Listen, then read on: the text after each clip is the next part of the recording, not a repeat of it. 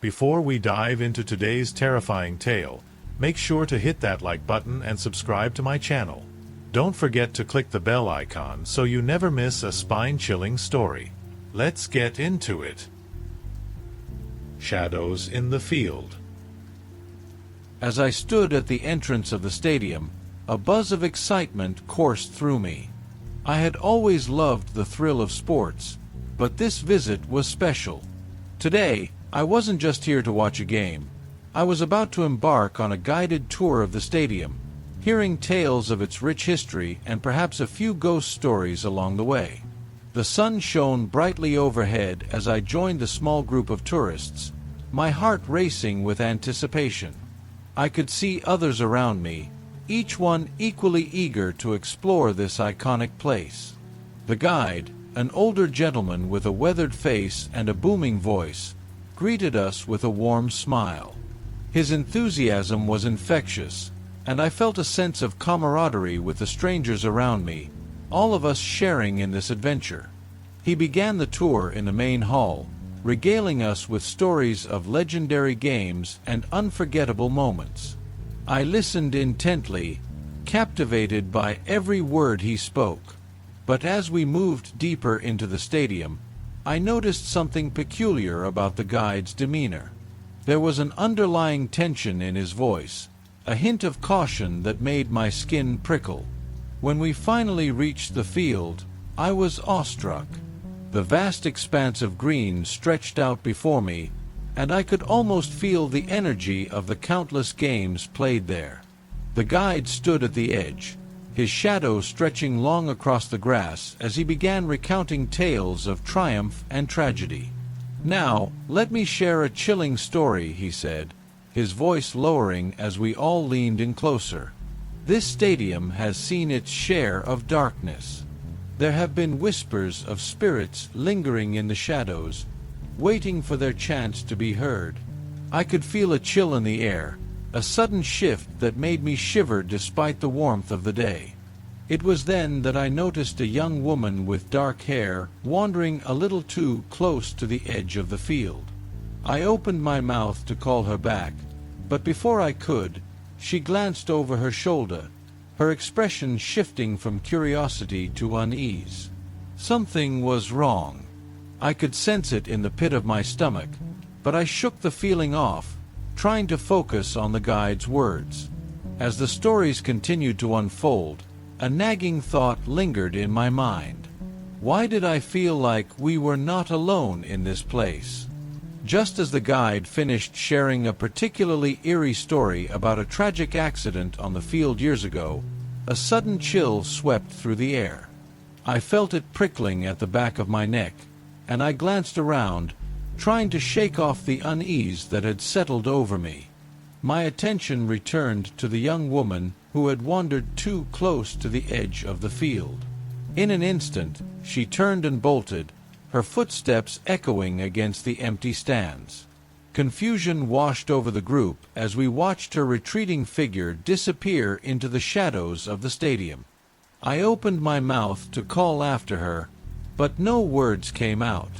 The guide continued speaking, but I could see the tension in his shoulders as he tried to maintain control of the group. "Wait," I finally managed to say, my voice trembling. "Where did she go?" The guide paused, his expression shifting. "She'll be back. Just keep listening." But I couldn't shake the feeling that something was terribly wrong. As the guide resumed his story, I couldn't help but scan the field, searching for any sign of the woman. It was then that I noticed a strange darkness gathering at the edge of the grass. A shadow seemed to stretch unnaturally, moving in ways that made no sense. With every word the guide spoke, my heart raced faster. I felt like the walls of the stadium were closing in on us, and I couldn't help but feel a sense of foreboding. I glanced at my fellow tourists. Their faces mirrored my unease. Suddenly, another tourist, a middle-aged man, dropped his flashlight, the beam flickering wildly before going dark. He gasped, his face going pale as he stared into the shadows behind us. I turned to see what had caught his attention, and my heart plummeted. The shadow was larger now, creeping closer, as if something beneath the surface was awakening. I took a step back, instinctively clutching my partner's arm. The guide's voice faltered, and I could see the panic in his eyes. "Everyone, stay together," he shouted, urgency lacing his tone. But it felt like the shadows were listening, shifting and swirling around us, isolating us from one another. Just then, another scream pierced the air, and I turned to see the young woman standing at the edge of the field, eyes wide with terror. But before I could call her name, she vanished, swallowed whole by the darkness that now engulfed the stadium. Panic erupted among us. We scrambled, voices overlapping in chaos as fear took hold. The guide's frantic attempts to restore order faded into the background as I felt the grip of dread tighten around me. We were trapped, caught in a nightmare from which there seemed to be no escape. The chaos of the moment blurred together as screams filled the air, panic rippling through our group like a wave. My heart raced as I looked around, desperate for some sense of safety. The guide's face was pale, his bravado from earlier gone, replaced by sheer terror. "Stay close," he shouted, his voice cracking. "We need to regroup." I clung to my partner's arm, our hands gripping tightly as we tried to move toward the guide. The shadows around us seemed to pulse and shift, almost as if they were alive, creeping toward us with a hunger that made my skin crawl. I could feel the air thickening, pressing down on us, and a suffocating sense of dread settled in the pit of my stomach. "Where did she go?" I whispered, glancing back in the direction the young woman had vanished. I could still hear the echoes of her screams, though they felt distant and unreal, as if they were coming from another world. "We need to find her," my partner urged, eyes darting around in fear. "What if she's hurt?" But the guide shook his head, his expression grave. "It's not safe. The stories, they're true. The shadows feed on fear. If we separate, we'll be lost." His words struck me like a bolt of lightning. I had heard of the stadium's haunted past, but now it felt all too real. I couldn't shake the feeling that we were being watched, something lurking just beyond the edge of the light, waiting for us to succumb to our fear. As we huddled together, I caught a glimpse of movement out of the corner of my eye. A shape darted through the darkness at the far side of the field, too quick to identify. My heart raced, a primal instinct screaming at me to run, to get away from the malevolent presence that was surely stalking us. "What was that?" I whispered, my voice trembling. "Just shadows," the guide replied, though he sounded less certain. "We need to move toward the exit." "No." But as we turned to leave, I saw something that froze me in place. The shadows shifted, coalescing into a form that seemed to rise from the ground. It was a dark silhouette, with features too indistinct to make out, but it felt like it was staring right at me. A cold dread washed over me, paralyzing me in fear. Suddenly, another scream pierced the air, and I turned to see a young man stumbling backward, his flashlight flickering wildly. "It's coming!" he yelled, panic erupting in his voice. I felt my heart drop. The shadows were moving closer, and the air was thick with a sense of impending doom. We had to get out, but with every passing moment, I felt the darkness closing in, wrapping around us like a suffocating shroud. "Run!" the guide shouted, his voice breaking through the panic. "Get to the exit! Don't look back!" We bolted toward the nearest doorway, fear driving us forward. I could hear the whispers growing louder, echoes of lost souls warning us to flee. But even as we ran, I felt the shadows clawing at my heels, desperate to drag us back into their depths. We raced through the darkened corridors of the stadium, adrenaline surging as the whispers of the shadows followed us like a chilling wind. My heart pounded in my chest, each thud echoing the fear that gripped me. The guide led the way, his flashlight cutting through the oppressive darkness, but it felt like every turn we took only led us deeper into the labyrinth of the stadium. "Where are we going?" I gasped, struggling to keep up with my partner's hurried strides. The shadows seemed to close in around us, creeping along the walls and floor like thick smoke. I felt as if we were being hunted, the darkness closing ranks behind us. "There's a staff exit up ahead," the guide shouted, though his voice was strained with uncertainty. "We can get out through there." But as we rounded another corner, I stumbled to a halt. The corridor opened into a familiar area, the same spot we had just been in moments before. My stomach twisted in confusion. "Wait. We were just here." Panic ignited in my chest as I turned to the others, only to see their expressions mirroring my dread. We were trapped in some kind of loop, condemned to repeat the same passage over and over again. I could feel the shadows creeping back, their presence palpable, as if they were enjoying our confusion and fear. "Keep moving," the guide urged, his voice tinged with desperation. We darted back the way we had come, but no matter how hard we ran, the stadium seemed to stretch and shift, the exit slipping further and further away. I could hear the whispers again, more distinct this time. They sounded like a cacophony of voices, calling out from the darkness. "Help us! Help us!" they pleaded, each voice laced with a sense of sorrow that chilled me to the bone. "We need to find the others," I shouted, glancing back over my shoulder, scanning the shadows for any sign of the missing tourists. But all I saw were those suffocating shadows, rippling and shifting like a dark tide. Just then, I spotted the young woman's flashlight flickering in the distance, casting a dim light on a figure in the shadows. "There!"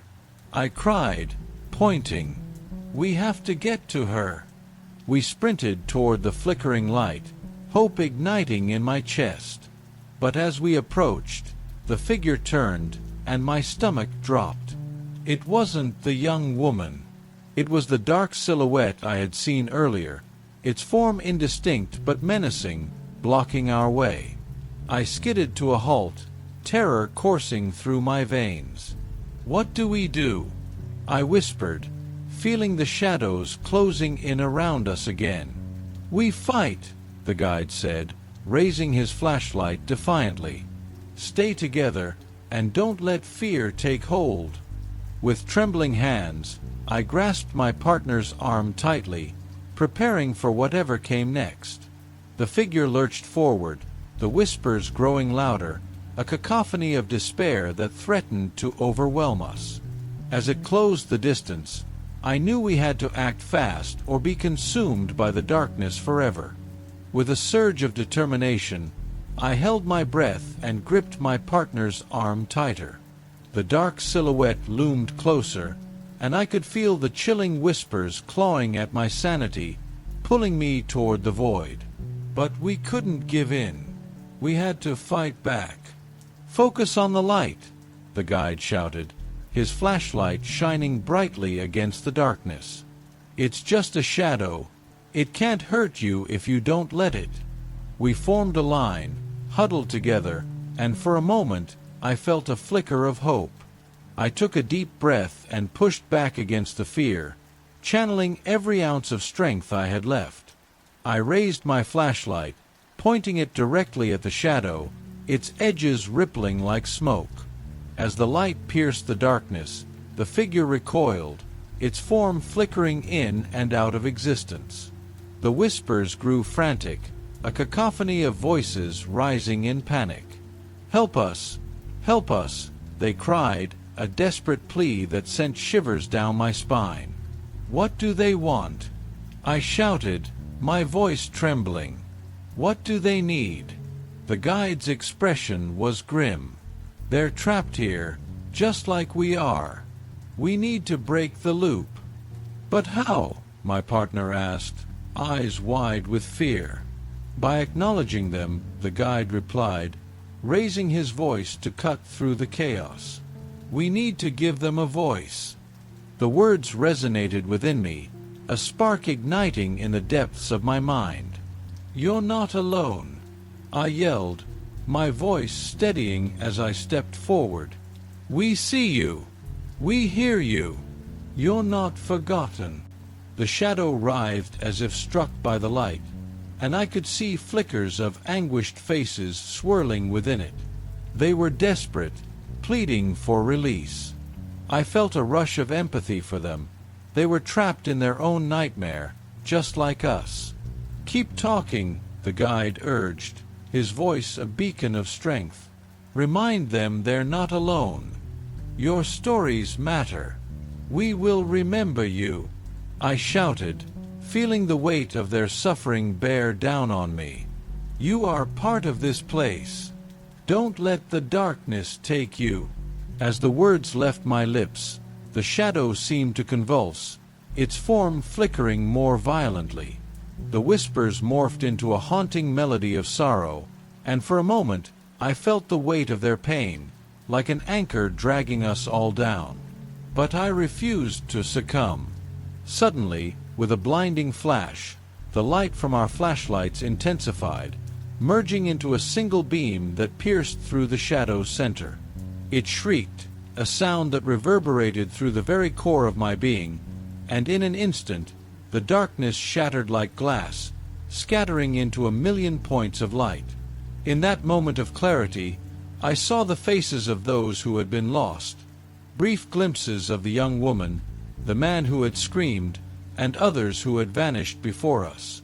They were smiling, their pain finally lifted, as they faded away into the ether. And just like that, the shadows lifted. The oppressive atmosphere dissipated, replaced by a sense of calm that enveloped us.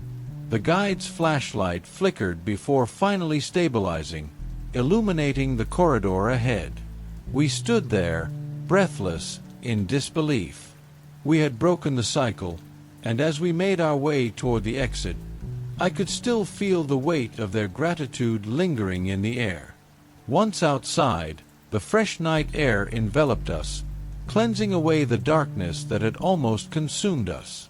The stars shone brightly above, a reminder of hope, and I knew that even in the depths of despair, we could find the strength to break free. As we walked away from the stadium, I glanced back one last time. I could almost see the faint silhouettes of those who had been trapped, now finally free to roam the fields of their memories, and I whispered a silent promise to never forget the stories they had shared. The game that never ends. I never thought I'd be the type of person who'd get spooked by something as innocent as a baseball game. But what happened that night? Well, it changed everything. It was a warm evening, one of those perfect summer nights.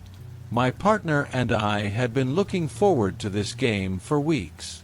The local team was playing, and the stadium was packed, buzzing with excitement. We had great seats too, right behind third base. The atmosphere was electric, and for most of the game, we were just like everyone else, laughing, cheering, caught up in the action. But as the ninth inning approached, I started feeling restless. Maybe it was just the crowd or the long day finally catching up with me, but something was gnawing at the back of my mind. I've always hated crowds, especially the mad rush at the end of events, so we made a plan to leave just before the last out. We weren't the only ones, though.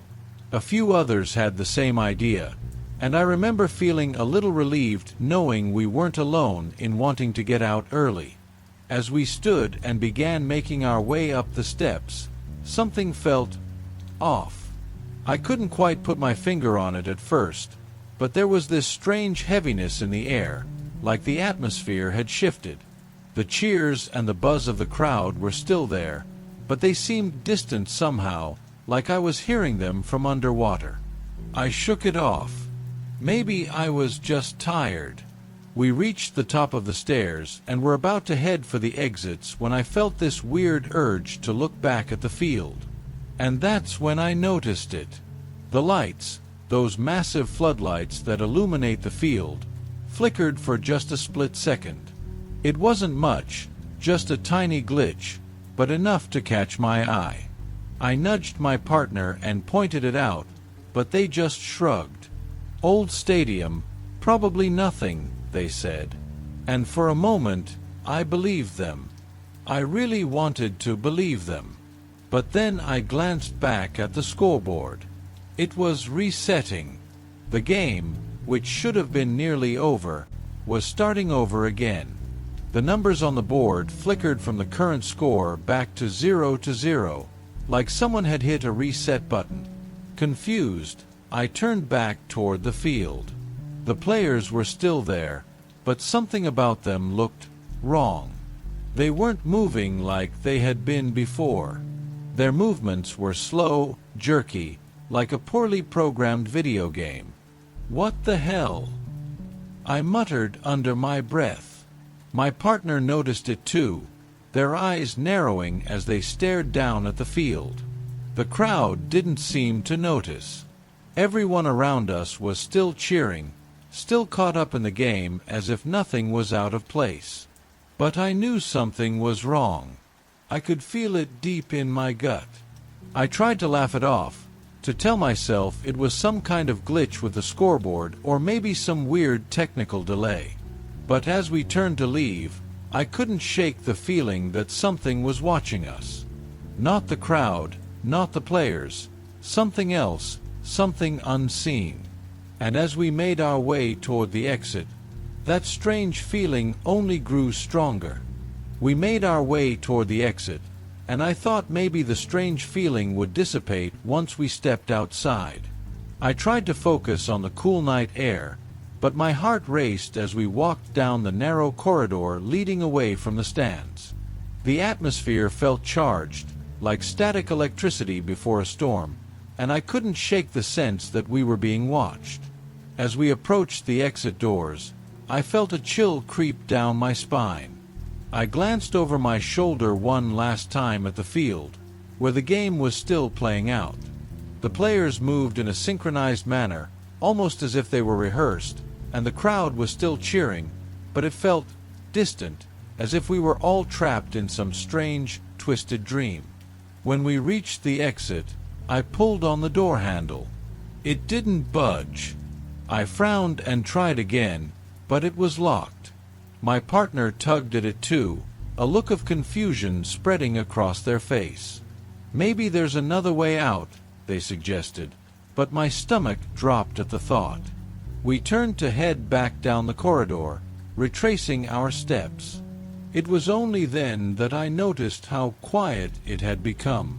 The deafening cheers from the stands faded, leaving us in a thick silence. I could hear my own breathing, and I realized that the hall was strangely empty. Hadn't there been more people leaving the game? Where was everyone? We walked past rows of empty seats, the bright stadium lights casting long shadows. I glanced back at the field. The game was still going, but the players seemed to have changed.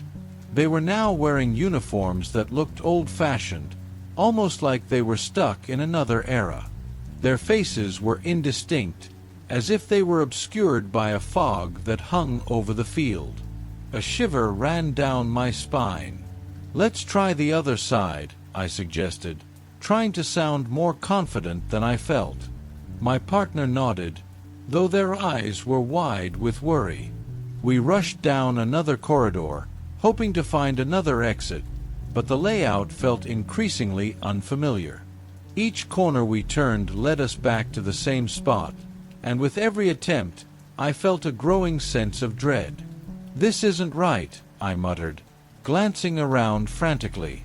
"Maybe we're just lost," my partner said, though they sounded less sure with each passing moment. We turned a corner and found ourselves staring at a door that should have led to the parking lot. I yanked the handle with all my might, but it didn't budge. "Why can't we get out?" I exclaimed, panic rising in my chest. We tried to push against the door, but it was like a solid wall. The air around us felt thick, suffocating, and I could feel my heart pounding in my throat. We started running again, moving back toward the stands, desperately searching for another way out. As we sprinted through the empty corridors, the echoes of our footsteps bounced off the walls, amplifying the eerie silence around us. The further we went, the more I felt like the stadium was shifting, rearranging itself as we navigated its maze-like structure. And then, just when I thought we might find a way out, we stumbled upon a maintenance area. A flickering light illuminated the space, and in the corner stood a lone janitor, pushing a cart filled with cleaning supplies. Relief washed over me, and I rushed over to him, my heart pounding. "Excuse me. We need help. We can't find our way out," I shouted, but he turned slowly, and my breath caught in my throat. His face was featureless. It was as if he had no eyes, no mouth, just a blank canvas staring back at me. "Let's go," my partner said, pulling on my arm, and I turned away from the janitor, who continued his tasks without a word. We hurried back down the corridor, glancing back occasionally, half expecting him to follow. But he didn't. It was as if he had vanished into the shadows. The unease settled in again as we resumed our search for an exit. We rushed through the hallways, heart racing, dread clawing at our minds. Each doorway we passed seemed to lead us back to the same place, the seating area, the field, the unchanging game. Are we trapped?" I whispered, fear tightening around my chest. My partner didn't answer. I didn't want to think it was true, but deep down, I felt it. The stadium was not just a place. It was a prison, and we were its unwilling inmates. The air grew heavier as we continued our futile search for an exit. I could feel the dread coiling around my heart, tightening with every passing moment. My thoughts raced. Was this some kind of twisted joke? Maybe we were just caught up in a prank set by the stadium staff? But deep down, I knew it was far worse than that. As we made our way back toward the stands, I heard the unmistakable sound of a bat hitting a ball. It echoed through the corridors, followed by the cheers of a crowd that seemed to come alive again. I turned to my partner, who looked as bewildered as I felt. "Do you hear that?" I asked. "It sounds like the game is still going," they replied, their voice shaky. Before I could respond, we stumbled back into the main area, and what we saw froze me in place. The field was illuminated, but the players were no longer just the old-fashioned uniforms I had glimpsed earlier. They looked different now, their faces twisted into expressions of something that felt like hunger, like they were not playing for victory, but for something darker. I gripped my partner's arm, my heart pounding in my chest as I tried to make sense of the scene before me. The crowd, once excited and boisterous, now seemed hypnotized, their faces pale and blank as they stared at the field. It was as if they had all become part of some sick spectacle. "Let's get out of here," I shouted, but as I turned to look for an exit, I realized something chilling. All the exits were now closed, replaced by walls that hadn't been there before. We were surrounded, trapped once more. "Where do we go?" My partner's voice trembled, panic creeping into their words. I had no answer. The only path left was back toward the field, where the game continued to play out in front of us. It was as if the universe was forcing us to watch. We took hesitant steps closer to the stands, and as we did, the players' movements became more frenzied. They sprinted around the diamond, their shadows elongating under the harsh stadium lights. I watched in horror as one of the players slid into home plate, and for a brief moment, I thought I saw a glimmer of something sharp glinting in the light. A blade? "Did you see that?" I gasped, turning to my partner, but they were staring wide-eyed at the field. I followed their gaze, and my blood ran cold. The players were now looking directly at us, their eyes glowing with an unnatural light. I grabbed my partner's hand, and we stumbled back, away from the stands, trying to find a corner to hide in. But the field kept drawing us in, the air thickening with a strange compulsion that made it hard to think. The cheering intensified, drowning out the pounding of my heart. It was as if the stadium itself was alive, feeding off our fear. "Look!" my partner shouted, pointing toward the center of the field. A figure was standing there, tall, clad in dark clothing, staring straight at us. I felt my breath hitch. It was the same man I had seen at the last game, the one with the unsettling smile. I hadn't recognized him at first, but there he was, and he was grinning. In that moment, everything felt surreal. The game was no longer just a game. It was a ritual, and we were the unwilling spectators. I wanted to scream, to run, but my body felt heavy, frozen in place as the crowd's collective gaze turned toward us. "Help us!" I yelled, but my voice was lost in the cacophony. The players began to circle the mound, their movements synchronizing in an eerie dance, drawing closer and closer to where we stood. I felt like I was standing on the edge of a precipice, teetering between reality and some nightmarish world that I didn't understand. "Run!" my partner finally shouted, snapping me back to reality. We turned and sprinted toward the nearest section of seats, climbing over rows and dodging the vacant bodies of fans who seemed completely entranced by the game. As we ran, I glanced back at the field, and to my horror, I saw that the players had stopped moving. They were now standing perfectly still, staring at us with those glowing eyes, waiting. The weight of their gaze pressed down on me, and I felt a sense of dread wash over me. We had to escape this place, but every step felt like it was pulling us deeper into the nightmare. "Where do we go?" I yelled, looking frantically for an escape. My partner pulled me toward the exit we had tried earlier, but it still wouldn't budge. We were trapped in this living hell, and all I could think was that if we didn't find a way out soon, we might never leave this stadium again. Panic coursed through me as we slammed into the exit door again, but it remained stubbornly shut, mocking our desperate attempts to escape.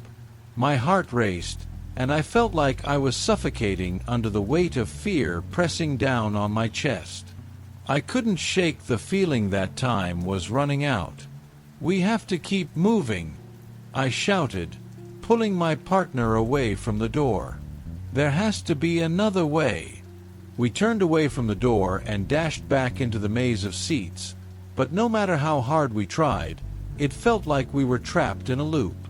Each time we reached what should have been an exit, we were met with walls that hadn't been there before. The layout of the stadium was changing around us, shifting like a living organism, and every corner we turned only led us back into the thrumming heart of the game. The sounds of the crowd were louder now, their cheers morphing into a haunting chant. It felt like they were urging us to join them, to become part of whatever grotesque performance was unfolding on the field. I clutched my partner's hand tightly, trying to keep them grounded, to remind them we were still together in this madness. As we stumbled into another section of the stands, I caught sight of the players again. They were still on the field, but now they were performing strange, jerky motions, like marionettes pulled by invisible strings. And there he was again, the dark figure, watching us intently, his smile widening as if he relished our despair. "Why is this happening?"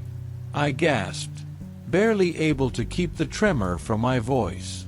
My partner looked at me, their eyes wide with terror. "I don't know, but we have to find a way out." They tugged at my hand, leading us down another aisle, but I felt an overwhelming urge to look back.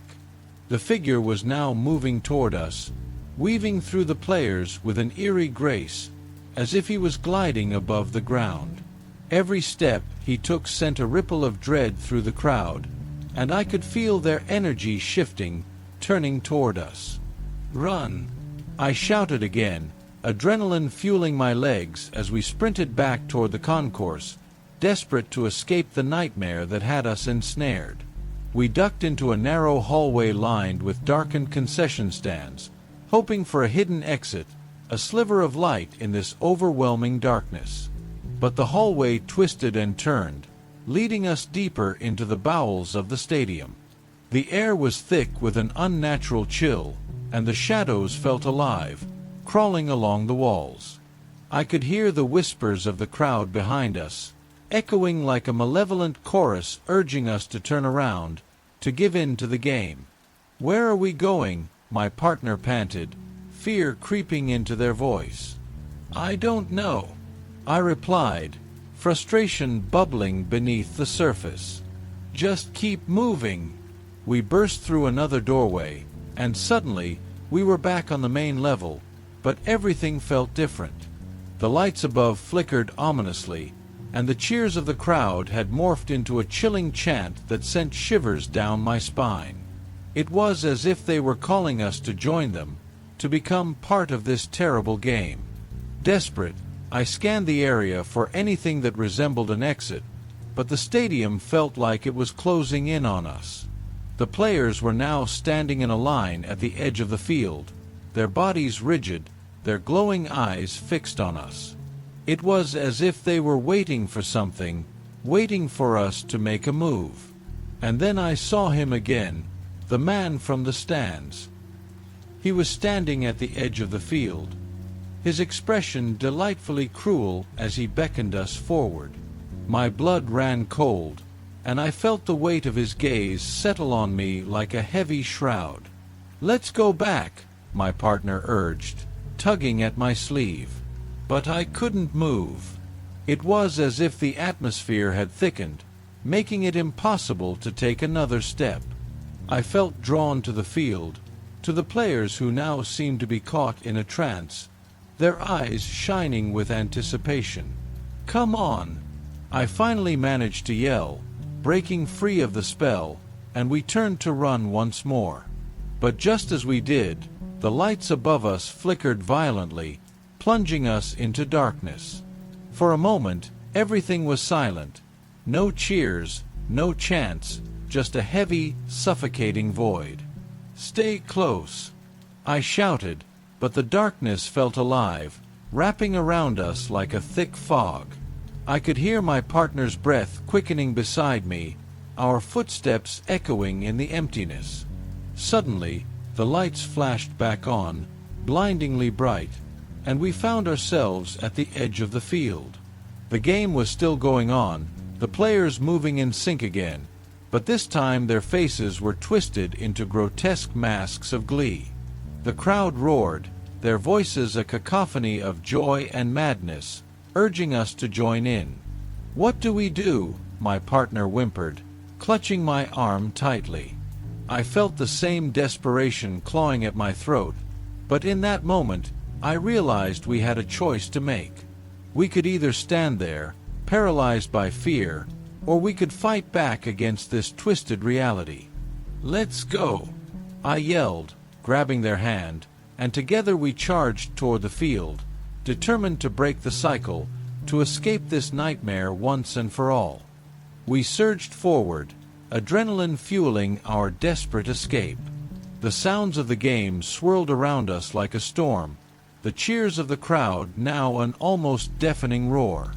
I could feel the weight of their collective gaze on us, 1,000 eyes watching our every move, but I refused to let fear consume me any longer. As we charged onto the field, the players halted their movements, their attention snapping toward us with an intensity that made my skin crawl. They stood in a perfect line, their faces contorted into terrifying smiles, as if they relished our presence. I could hear the echo of their distorted laughter ringing in my ears, and it sent chills down my spine. "Keep going," I urged my partner, pulling them forward as we pushed deeper into the fray.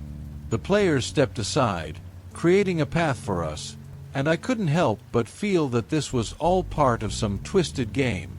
It was as if we were being ushered into the spotlight, and I could see the dark figure waiting at the center of the diamond, his smile widening with every step we took.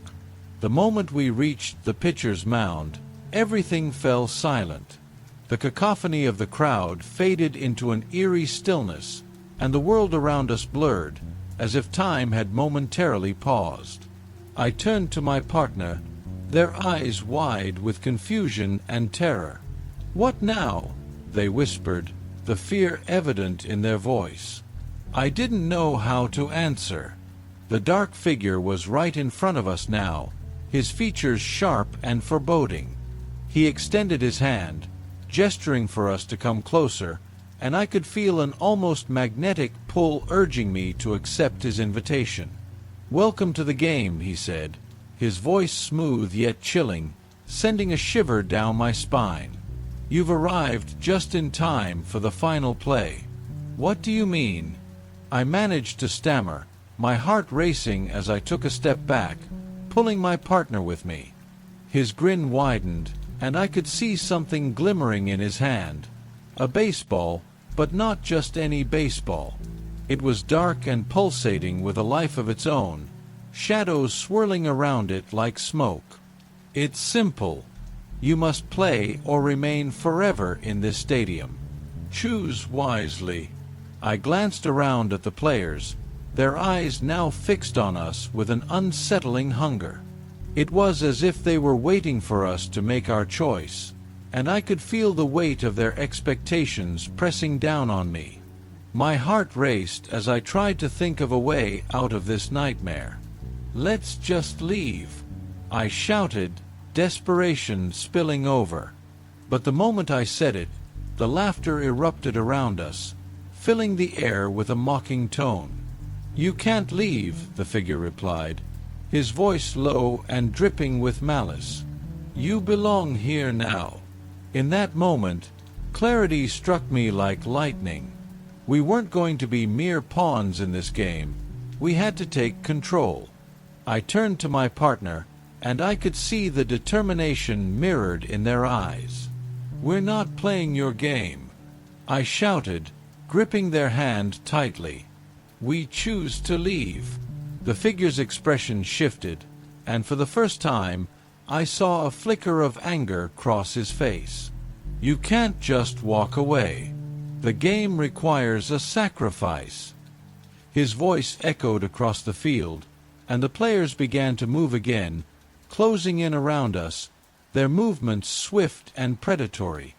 "We'll find a way out," I yelled, dragging my partner away from the mound, pushing past the players who now surrounded us. We fought our way through, determined to break free from this nightmarish reality. Just then, the ground beneath us shook, and the stadium began to tremble. It felt as if the entire structure was alive, reacting to our defiance. The cheers of the crowd surged back, a wave of sound crashing over us as we fought to reach the edge of the field. "Run," I urged, pulling my partner along as we sprinted toward the nearest exit, the players now in pursuit, their laughter a haunting echo that chased us into the darkness. We burst through a set of doors that hadn't been there moments before, and suddenly we were outside, the cool night air hitting us like a wave of relief. I turned to look back at the stadium, my heart pounding in my chest. But the figure was still there, standing at the entrance, his smile now a twisted grimace as the doors began to close behind us. "No!" I screamed, and I lunged forward, but my partner grabbed my arm, pulling me back. "We can't go back." The doors slammed shut, and the laughter faded into the night. We stumbled away from the stadium, gasping for breath as we made our way into the parking lot. The world outside felt surreal, as if we had just woken from a long, dark dream. As we reached our car, I turned back one last time. The stadium stood silently in the distance, its lights flickering ominously. I felt a chill run down my spine as I realized that even though we had escaped, a part of that darkness would always linger with us. "Are you okay?" my partner asked, their voice shaky. I nodded, but I knew we would never be the same after this night. We had glimpsed something monstrous, a horror that lay just beneath the surface of reality. As we drove away, I couldn't shake the feeling that the game was not over. Somewhere, within that stadium, the players were waiting for their next victims, and the cycle would continue. We had escaped this time, but deep down, I knew it was only a matter of time before someone else would find themselves caught in the web of terror that was the game that never ends. The man in the stands. Baseball has always been a part of my life. Growing up, I would go to games with my dad, cheering on our home team from the same seats every season. It became a tradition, something comforting and familiar. Even as an adult, I kept going to games. There was something about the atmosphere, crowds cheering, the crack of the bat, the smell of hot dogs and popcorn, that made me feel alive. That day was no different. It was a warm, sunny afternoon, perfect for baseball. I went alone this time, eager to enjoy the game and maybe snap a few pictures to post online. My seat was decent, not too close to the field, but with a good view. I had my phone ready to capture some highlights. The game started like any other.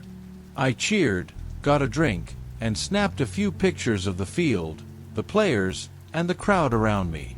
I didn't think much of it at the time, just trying to capture the energy of the stadium. Later that evening, after the game was over and I was back home, I settled in to review the photos I'd taken. Scrolling through the pictures on my phone, I stopped on one of the crowd shots. There, among the sea of faces, something stood out. A man. He was sitting a few rows ahead of me, but what caught my attention was that he wasn't watching the game like everyone else.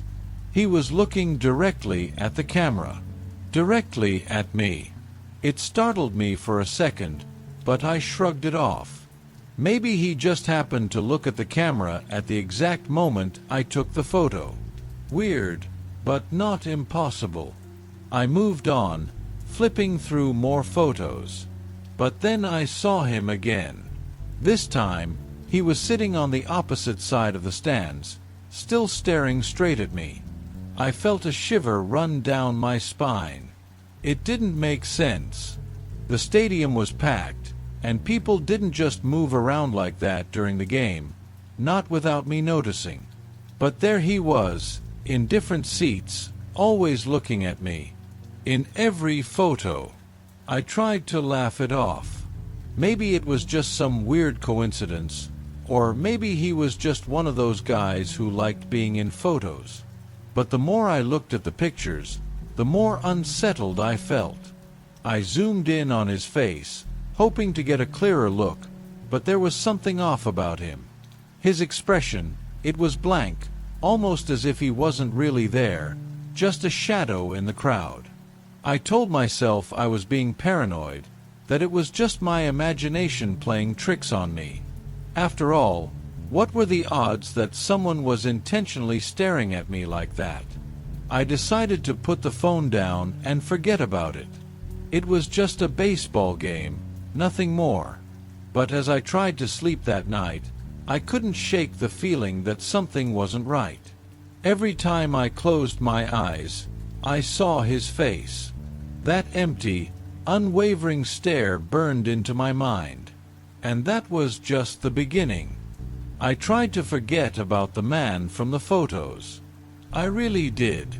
But every time I glanced at my phone, it was like his image was burned into my mind. That expressionless face, the way he always seemed to be looking directly at me, it stuck with me in a way I couldn't shake. A week passed, and another baseball game rolled around. I had already bought the ticket, and honestly, I wanted to go just to prove to myself that it was all in my head. I told myself it was probably nothing, a trick of the light, a coincidence. I just needed to get out of my own head and enjoy the game like I always did. When I arrived at the stadium, I immediately felt that familiar rush, the roar of the crowd, the energy in the air. It helped ease the lingering tension I'd been carrying with me since that last game. I found my seat, a few rows higher than before, and settled in. But that sense of relief didn't last long. About halfway through the game, I started feeling uneasy again. It was a subtle shift at first, just a strange sense that something was off. I scanned the crowd, my eyes casually moving over the sea of faces, until I saw him, the man. He was sitting a few rows ahead, to the left. He wasn't watching the game like everyone else. His body was turned slightly, angled toward me. And just like in the photos, he was staring directly at me. Not blinking, not shifting his gaze, just watching. My heart skipped a beat. I looked away quickly, trying to calm myself down. It's nothing, I thought. Asterisk, just a weird guy. Don't let it get to you, asterisk. But I couldn't help it. Every few minutes, I'd glance back to where he was sitting, hoping he'd be gone. But every time, he was still there, still staring. The anxiety that had been building inside me since that first game suddenly hit full force. I couldn't focus on the game anymore. The cheers of the crowd, the sound of the bat hitting the ball, all of it faded into the background as my mind fixated on him. I needed to do something. I needed to know who this guy was and why he kept looking at me like that. During the seventh inning stretch, I got up from my seat, pretending I was just going to grab another drink. But instead, I walked down the aisle, moving closer to where he was sitting. When I reached the row where I had seen him, my breath caught in my throat. His seat was empty. He wasn't there. I stood there, frozen, scanning the surrounding seats, but there was no sign of him. Just regular people, watching the game, oblivious to the panic swirling inside me. Confused and a little relieved, I headed back to my seat, trying to convince myself that maybe I had imagined the whole thing. Maybe he'd just left and I was overreacting. But as soon as I sat down, I felt it. That creeping sensation that someone was watching me. I turned my head slowly, almost afraid of what I might see. There he was, on the other side of the stadium now, sitting among the crowd. His body still angled toward me, his eyes locked on mine. My heart raced. He hadn't just moved seats, he'd crossed the entire stadium in minutes, without me noticing. This was no coincidence. I felt trapped, like a bug under a magnifying glass. My skin prickled with fear, and for the first time in my life, I wanted to leave a baseball game before it was over. But something told me leaving wouldn't help. Something told me he'd follow. I couldn't sit still any longer. The game, the cheering crowd, it all felt like noise. My mind was racing, and my heart pounded in my chest. I had to get out of there. Without looking back at the man, I grabbed my things and headed for the exit. I didn't care about missing the rest of the game. I just needed to put distance between us, between him. The walk through the concourse felt agonizingly slow, every step heavy with the feeling that he was still watching me. As soon as I made it outside the stadium, I hurried to my car. My fingers trembled as I fumbled with the keys. my paranoia growing with every second. Finally, I got in, locking the doors immediately, as if that would somehow keep him away. I sat there for a moment, trying to catch my breath, staring out at the crowds of people leaving the game. None of them seemed to notice the panic bubbling inside me. They were laughing, chatting, enjoying their night. For them, it was just a baseball game. But for me, something was horribly wrong. Once I felt like I had calmed down a bit, I took out my phone. I needed to figure out if I was really going crazy or if this man, this stranger who seemed to be everywhere, was real. I opened the gallery app, scrolling through the photos from that night. My hands were still shaking, but I forced myself to look. The first few shots were normal. Players on the field, the scoreboard, the crowd cheering. But then, there he was again. I stopped on a photo where I had caught a wide angle of the stands.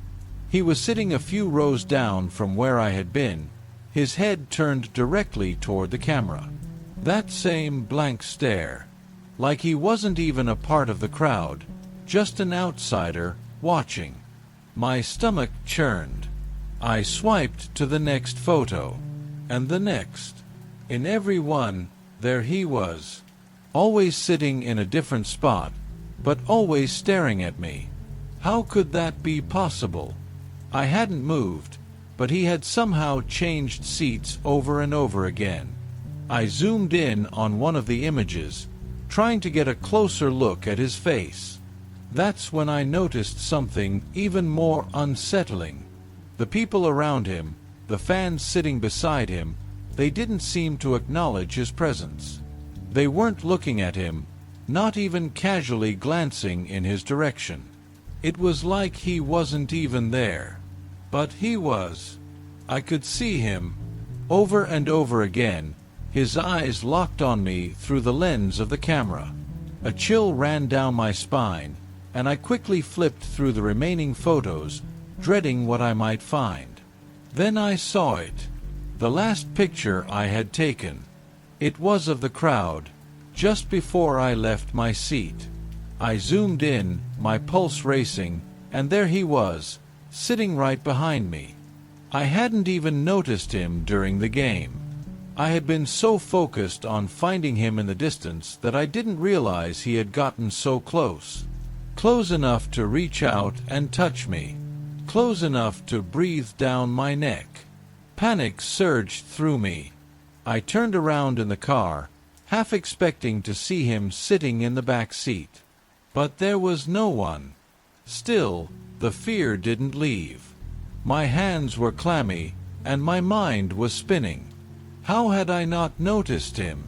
How could he move like that, appearing in every photo, sitting right behind me, and yet I hadn't seen him in real time? I started the car and sped out of the parking lot, not caring where I was going as long as it was far away from that stadium. I needed answers. But as I drove, a sickening realization hit me. I didn't know how to find them. Was I being stalked? Was this some kind of sick prank? Or was there something worse happening here, something I couldn't explain? I didn't have the courage to look through the photos again that night. The image of him sitting directly behind me haunted my mind, playing over and over like a broken record. I couldn't escape it. That night, I didn't sleep. I kept thinking about the photos, about his eyes, and about how he'd managed to follow me so easily. And somehow, I knew deep down, this wasn't over. The next morning, I woke up groggy, the fear from the night before still lingering. I hadn't slept much, constantly waking up to the smallest sounds, imagining that man standing outside my window, or worse, inside my apartment. I was exhausted, but I had to figure out what was happening to me. I pulled up the photos again, my stomach twisting into knots as I looked at them. The man's face stared back at me, just as it had last night. But the more I stared at the pictures, the more I realized there was something even more off about them, something I hadn't noticed in my panic. His face didn't change, not even a little. In every picture, no matter where he was sitting, no matter how far or close he was, his expression was exactly the same. No movement, no smile, no frown, just that cold, blank stare. It wasn't normal. No one sits perfectly still like that, especially not in a crowd full of excitement and energy. A deep sense of dread washed over me. This wasn't just some creepy guy following me. This was something far worse. I tried to convince myself that I was being irrational, that maybe I just hadn't caught him in the act of moving, but deep down, I knew that wasn't the case. I could feel it. There was something unnatural about this man. That night, I decided to stay in. I locked all my doors and windows, drew the curtains tight, and tried to distract myself by watching TV. But I couldn't concentrate. Every few minutes, I found myself glancing toward the window, expecting to see him standing there, looking in. The silence of my apartment felt oppressive, like it was hiding something. My mind wouldn't stop racing. Around midnight, I finally got up to check the locks again. I was being paranoid, I knew that, but I couldn't help it. As I walked to the front door, I suddenly heard a noise, a faint tapping sound. I froze. The tapping came again, rhythmic, deliberate. It was coming from the window. My heart pounded in my chest as I stood there, rooted to the spot. I didn't want to look. I didn't need to look. I knew what I would see. I knew who I would see. But something inside me forced me to move. Slowly, I walked over to the window, my whole body trembling. I hesitated for a moment, then pulled the curtain aside, just enough to peek through the small gap. My blood ran cold. There he was, standing outside my window, just a few feet away. His face was as blank and emotionless as it had been in the photos. His eyes, dark and hollow, were locked onto mine. I stumbled back, letting the curtain fall. My breath came in short, panicked gasps, and I could feel my pulse pounding in my ears. This couldn't be real. How had he found me? How had he gotten so close? I backed away from the window, my mind racing. Should I call the police? What would I even tell them? There's a man outside my window, and he's been following me for days. But he's not normal. He's something else? They'd think I was insane. Suddenly, there was a loud knock at the door. I nearly jumped out of my skin. The knock came again, slow and deliberate, each thud echoing through the silent apartment. I crept toward the door, holding my breath, terrified of what I might see through the peephole. My fingers hovered over the lock, but I couldn't bring myself to touch it. What if it was him? What if he was standing right there, waiting for me to open the door? Summoning all the courage I had, I leaned forward and looked through the peephole. Nothing. The hallway outside my apartment was empty. No man, no movement, just the quiet hum of the building. My mind was playing tricks on me, warping my perception of everything around me. But then I heard it, the sound of breathing, soft and raspy, coming from the other side of the door. I backed away slowly, my heart hammering in my chest. He was there. Somehow, he was there, standing right outside my door, waiting for me to let him in.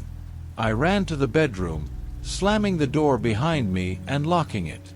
I pressed my back against the wall, trying to calm the panic that was overwhelming me. My phone. I needed my phone. I grabbed it from the nightstand, my hand shaking so badly I could barely hold it. I dialed 911, my breath coming in shallow gasps as the phone rang. "911, what's your emergency?" the operator answered. I hesitated. What could I say? The man outside wasn't breaking in. He hadn't done anything yet. But the fear was real. The terror was real. "There's someone outside my apartment," I whispered, my voice trembling. "He's been following me. He's here now." The operator asked for my address, and I gave it to her, my voice barely a whisper. She assured me that the police were on their way, but I wasn't sure they'd get here in time. I wasn't even sure they could help. I hung up and sat there in the dark, waiting, listening. The knock didn't come again, but the silence was worse. I could feel him out there, just on the other side of the door, waiting. I sat in the dark for what felt like hours, though it was probably only minutes. The silence was suffocating, the air thick with tension. My heart wouldn't stop racing, and I could still hear that faint, raspy breathing echoing in my mind. I clutched my phone, waiting for the police to arrive, but the thought of them coming brought no comfort. Deep down, I knew whatever was outside my door wasn't something they could help with. This wasn't normal. This wasn't something that could be explained away. Suddenly, I heard it, a soft creak, barely audible, coming from the living room. I froze. The door to my apartment had been locked. Had been. But now it was open. He was inside. I could feel it in the pit of my stomach, the kind of cold dread that tells you when you're in danger, when you're not alone. Slowly, I rose from the bed, pressing my back against the wall, every nerve in my body screaming at me to stay still. But I had to move. I had to get out. With shaking hands, I unlocked the window and slid it open as quietly as I could. My apartment was on the second floor. If I could climb down, maybe I could make it to the street before he found me. But the drop seemed impossibly far. I couldn't risk it. I had no choice. I'd have to confront him. I stepped toward the bedroom door, my breath shallow, the floor creaking beneath my feet. The apartment was deadly quiet. Too quiet. I could feel his presence, but I couldn't see him. Not yet. The hallway was dark as I slowly opened the door and stepped out. Every instinct screamed at me to run, to hide, but I knew there was nowhere to go. If I didn't face him now, he would follow me forever. As I crept down the hallway, my eyes scanned every shadow, every corner. The living room was just ahead.